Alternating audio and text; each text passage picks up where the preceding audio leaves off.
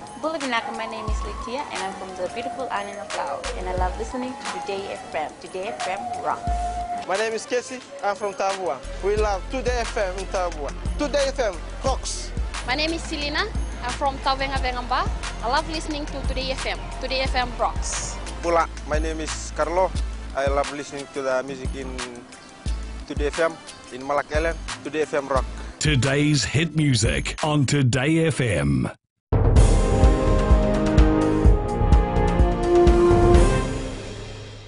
Welcome back to FBC News. We sincerely apologise for the delay earlier, but back to our story. Plans are in the pipeline to expand the port of Suva to harbour more international vessels and containers.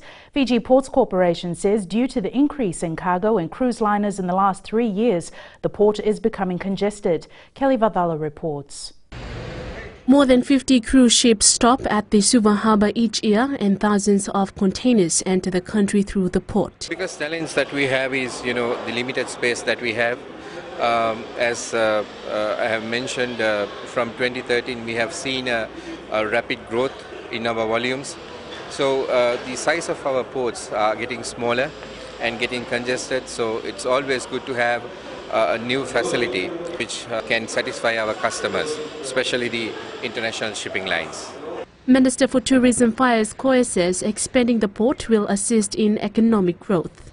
We seem to be getting more and more interest with respect to cruise ships coming into Fiji, and the ships that are being built nowadays are actually quite large, so they carry large numbers. So the development is in line with what's happening in terms of tourism around the world. And as I said, Fiji is now becoming a great tourism port also. We anticipate the minimum growth rate in the port industry is about 6% in the coming years.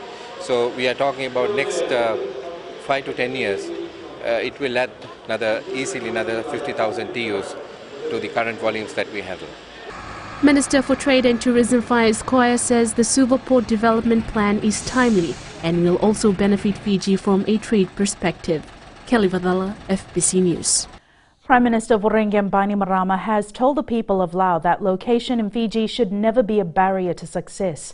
While opening the inaugural Andi Natuivake Festival for the people of Laos this morning, Bainimarama said Laos' remote location and geography present serious challenges to development, but it's the duty of the government to make special efforts to meet those challenges. Meli Tavanga reports. The Prime Minister promised the people of Laos the prosperity being achieved across Fiji will be spread to their communities. We'll be establishing a births, deaths and marriage registry in Lakemba. Your communities will no longer have to travel great distance to register those. This plan to establish a customs office will bring Laos closer into the fold of our economic progress. As part of the development, the government increased its budget allocation for the women of Laos. We've increased the budget allocation for Women's Resource Center, expos and income generating by $1,000 to continue the good work we are carrying out in your islands. After a lapse of 13 years, the Andi Natuivake Festival has been revived to bring the people of Laos together. Residents from its 13 districts gathered to fundraise in their effort to invest in the future of their communities. And the ticket has been given to all the big tikinas is $15,000 and the small tikinas $10,000. And the money that they collected for this fundraising will be given back to them. Bainimarama has stressed that he does not represent a handful of communities or provinces, not any single part of Fiji, but represent every Fijians. The Andi Natuivake Festival runs through Friday. Meli Tavanga, FBC News. Money from the plastic bag levy will accumulate with the Environment and Climate Adaptation Levy and be put into the Climate Change and Environment Fund. Prime Minister Voreqe Bainimarama says the revenue will be used specifically for environmental projects. Maggie Boyle with the details. Paying for a better environment as well as reducing plastic waste. All money collected from this levy as part of the wider Environment and Climate Adaptation Levy, or ECAL, will directly fund environmental initiatives and programs that protect our natural environment and climate adaptation projects. With Fiji's litter problem labelled as a national crisis, the effect of plastics on our waterways is more than evident. There's some studies that show that there are more plastics in the sea than fishes. And there are some studies too that show that some of the fishes now in Suva Harbour has got some grain of plastics. With the new financial year and increased environment levies, the PM is hopeful there will be a change in mindsets. A movement to take ownership of the country we are all fortunate to share. A movement to take greater responsibility for our actions and decisions. And a movement to bring every member of our society into the fight to clean up our islands. Revenue collected from these initiatives is expected to rake in more than $94 million by the end of this financial year. The hope is, too, that it will drastically reduce plastic waste. Maggie Boyle, FBC News. Still to come, $3 million roadworks in Suva. And man appears in court for failed bill payments.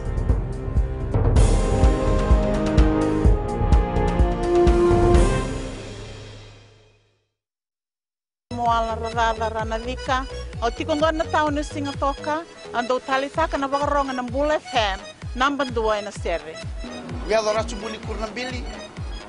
Ibora ni batukara hambara binaranga. Do talitakin na wakaronga ng Bula FM number 2 na sere. Bula. Bula FM number 2 na sere.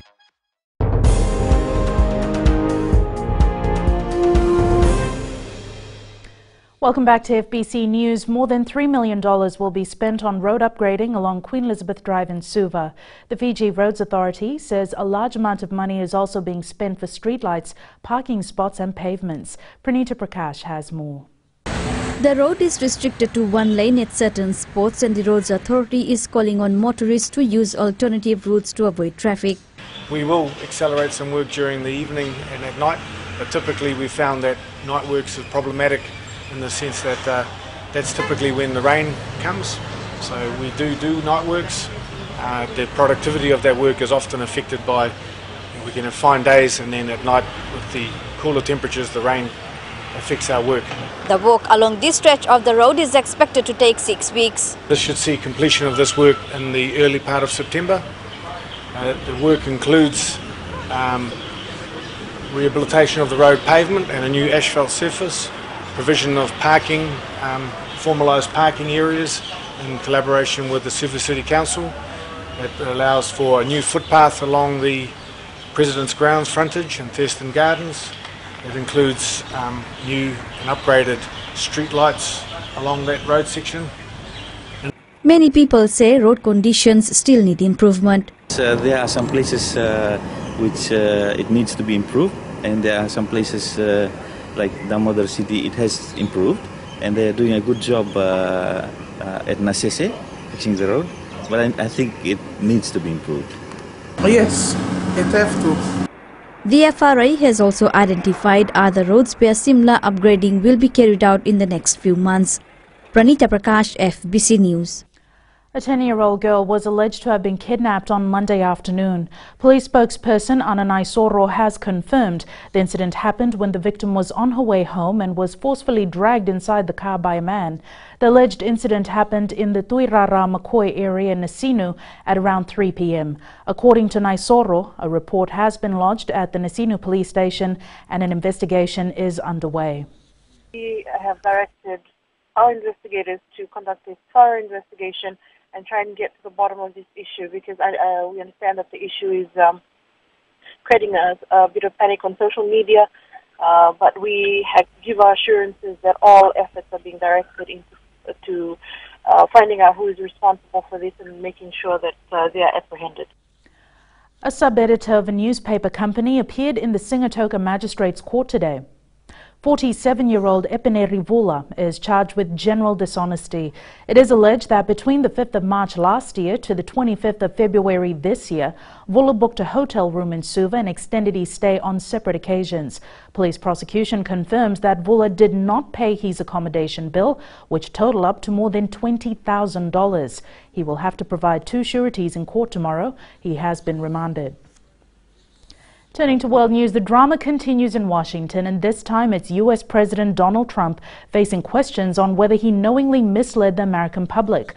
It follows media reports that Trump was behind an initial statement about his son's meeting with a Russian lawyer that was later found out to be not entirely true. Ahead in sports with Jamie, the latest from the Fairbrother saga. But up next, Rachel with the latest in business. Thanks, Jackie. Good evening, and coming up in business tonight. ATH directors post to be contested. And in growing Fiji, Colombo Bridge repairs begin. Stay with us.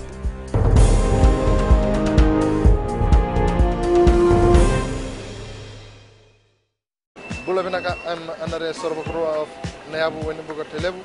whenever I want to tune in to listen to great music, I always tune in to my favorite radio station, Gold FM, only the classic. My name is Lita. We love listening to Gold FM here at the Fiji Hideaway Resort and Spa.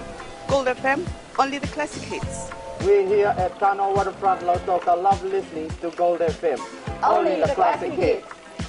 Gold FM, only the classic hits.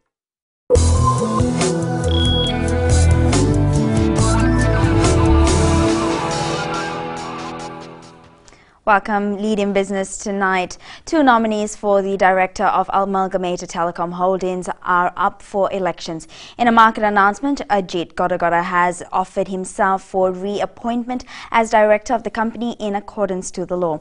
Second contender, Sanjay Kaba, has been appointed by the Fiji National Provident Fund as additional nominee to the ATH board. The election will take place during the 19th annual general meeting, which is scheduled for August 23rd at the Suva Holiday Inn. Also up for discussion is a fixed amount for salaries of the director. And now Elizabeth joins us from HFC Bank with the latest from the markets. Good evening. Let's look at our economic calendar for this week. A few major announcements are expected in the days ahead. But for today, we experienced a dip in the Kiwi market after the employment data was released. Figures for New Zealand's unemployment rate, employment change and participation rate for the second quarter were worse than expected. This caused the Kiwi dollar to fall by just under a half cent. On Thursday, the Bank of England will make a decision about their interest rate. It is expected to remain at 0.25%. Later in the week, the U.S. Department of Labor will release the number of new non-agricultural jobs created in July. This data is important due to its influence on policy decisions made by the central bank. The non-agricultural job rate is expected to decrease from 222,000 to 183,000. And that is all from me, Vinak. Thanks, Elizabeth. Looking at today's exchange rates, the Fijian dollar weakened against the Chinese yuan and the American dollar to close at 3.28 and 48 cents respectively, while the Australian and New Zealand dollar strengthened, closing at 61 cents and 64 cents, and the PNG Kina dropped to close at 136. As for the commodities market, a drop across the index today as oil prices closed at 48.78 a barrel, gold closed at 1,268 an ounce, and silver followed suit, closing at 16.67 an ounce.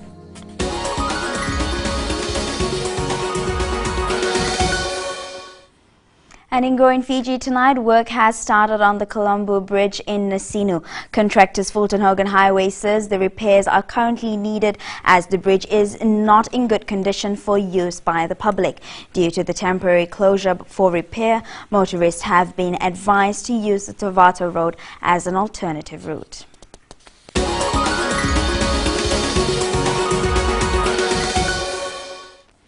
And that's business this evening. Now to the latest in sports. Here's Jamie. Thanks, Rachel, and good evening. In sports after the break. Nandranga wins protest, but Suva will defend Fairbrother. And Sports Commission pulls through for AFL teams. This and more coming up.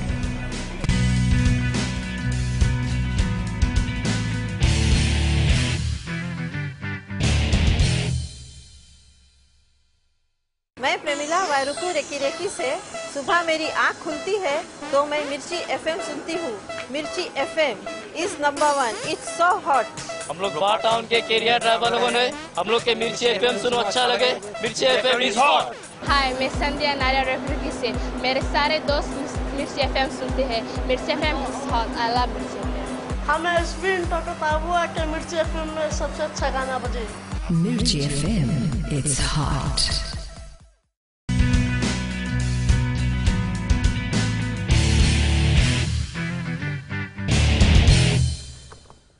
The Naranga Rugby Union has won the protest it filed against Suva after the HFC Bank Fairbrother Trophy Challenge match last Saturday. However, there is a twist. The Stallions have decided to let Suva keep the trophy. Vastil Prasad with the details. The most heated sports saga of the week has finally been resolved. Naranga Rugby Union has won the protest over 3 players, namely Meli Kuruisaru, Kenny Douglas and Inoke Tuisese. Rules and regulations that Naranga will be declared the winner, and as such we have the right to defend the trophy against Namosi. While the protest went in favor of Naranga, the Stallions have decided to allow Suva to retain the trophy. We look at rugby in an open way. Games are normally won in the field, and we respect it. Naranga said they wanted to make a point of fair play through the protest. It's not really a protest. It's just raising an issue that needs to be considered moving forward. We're not trying to get a win out of it, and we're not trying to get the trophy back out of this protest.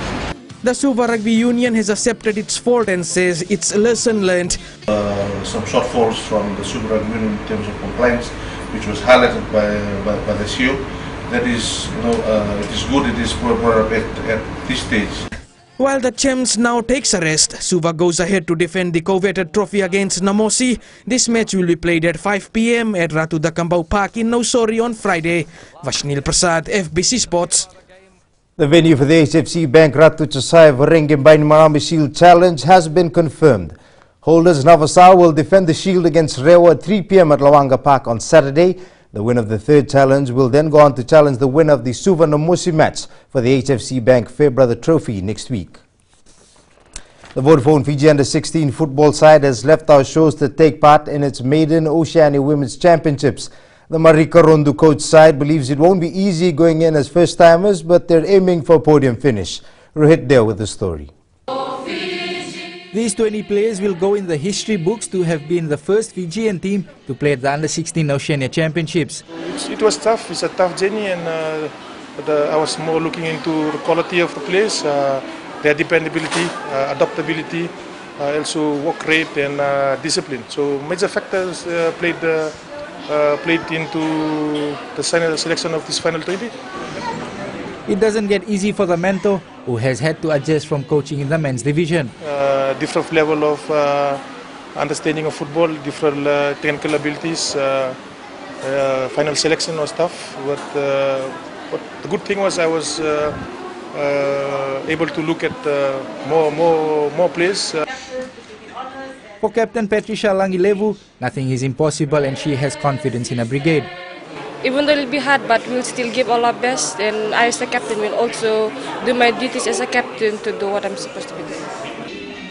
Fiji is pooled with American Samoa, Tonga and the Cook Islands. Our first match is against American Samoa at 1 p.m. on Friday.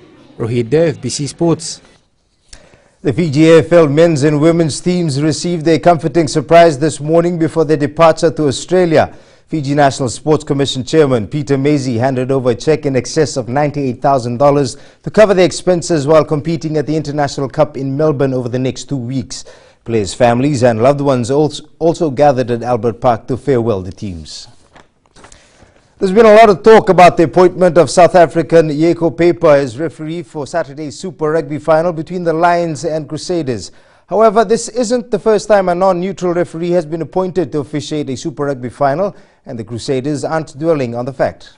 That's it from sports this evening. Join Angie later on with weather and in new media. Take a look at how life in China is quickly becoming cashless. That's coming up.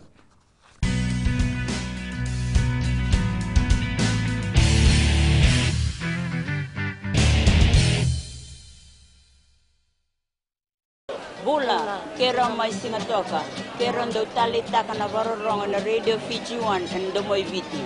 Ayaw na rin siya. Kombinasyon mo tikola do talita ka na Radio Fiji 1 kina Domoy Viti. Kaya buyazo sila tale, naguraramay na umani, nandunga. Gitu talita gini ang gabi na sabale, nagundurong barong na Radio Fiji 1 na Domoy Viti. Na Radio Fiji 1 na Domoy Viti na ponga ni BNN.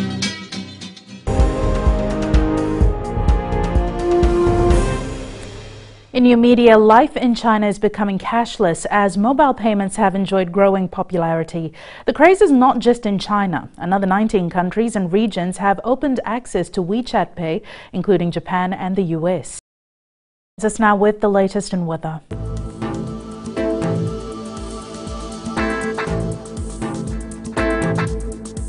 Hello there and welcome to the Weather World. The weather was quite changeable today. We had a bit of sunshine but odd showers also accompanied.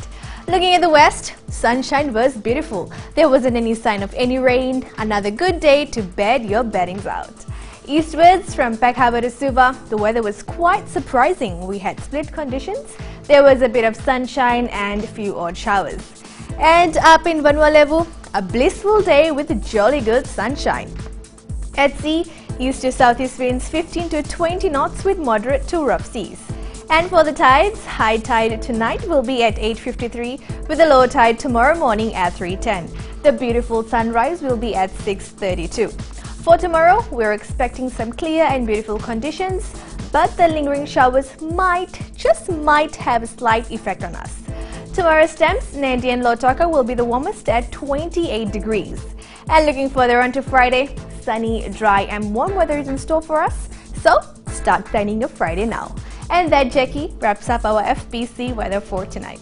Thanks so much for that, Angie. On Fijian Pulse today, we asked, should roadworks be carried out after peak hours?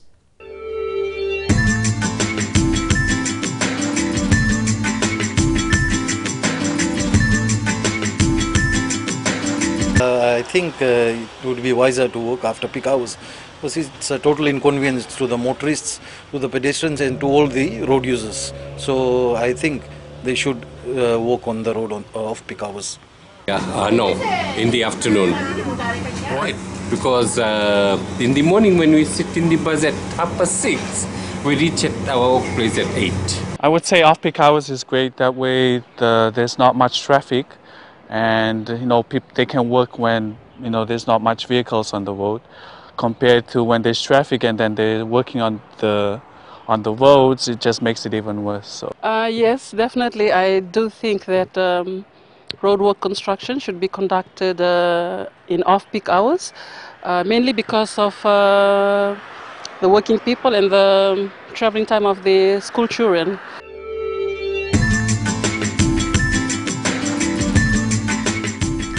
In the world of the weird and the wonderful, contemporary sculptures by some artists may be world famous, but the people who actually make them are less well known. Now a new exhibition in the UK is focusing on the foundations where the works are made. The medieval magnificence of Chester Cathedral, where for the rest of the summer, Gothic splendour will rub shoulders with contemporary art. The artists on show are well known: Damien Hirst, Lynn Chadwick, Angus Fairhurst and Sarah Lucas. But they didn't make the works. They were fabricated here, deep in rural Gloucestershire, at what is quite possibly the largest art-specific foundry in the world.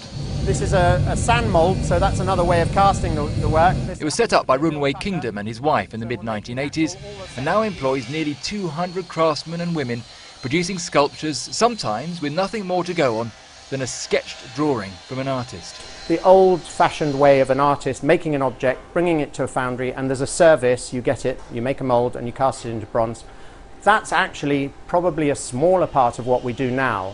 It's much more about artists trying to make an image with a foundry. Do you ever get to a situation where you think, oh goodness sake, I should be signing this work? No, absolutely not. You need artists, you need their language, you need their image, you need their ideas. They are the people who literally create our culture, and we're the people who help them make that a material reality. The cathedral is the most amazing connection to craftsmanship of another age, and to be able to put the craftsmanship and the art of this age to be compared and to react to the art and the craft of the medieval age seems to me a beautiful thing to do. I see myself perhaps as a composer, and the analogy is that pangolin is the orchestra by which the work is realized. Without the orchestra, the music, it simply stays on the page. Chester Cathedral was built by craftsmen nearly 1,000 years ago. Pangolin say their sculptures are made to last just as long. These are the artefacts of our age for future generations to ponder. Recapping the main stories, over 900 traders have been found guilty of cheating. Plans to expand the port of Suva, and Nandronga Rugby wins Fairbrother protest but lets Suva keep the trophy. For these stories and others, you can tune in daily to our sister radio station Gold FM. To our poll question this week, we are asking, should people who commit infanticide be severely punished? Visit our FBC website to answer. Before we go, our shot of the day is from the skies and taken by Asaeli Hughes. The Fijian sunset taken from inside Fiji Airways above the clouds of Wailolo approaching into Nandi. Send us newsworthy pictures and videos on email fbcnews@fbc.com.fj or share it with us via Facebook page FBC News, or you can also follow and tweet us your news tips at @FBC or simply hashtag FBC News. That was your FBC News for tonight. From the team and I, good night.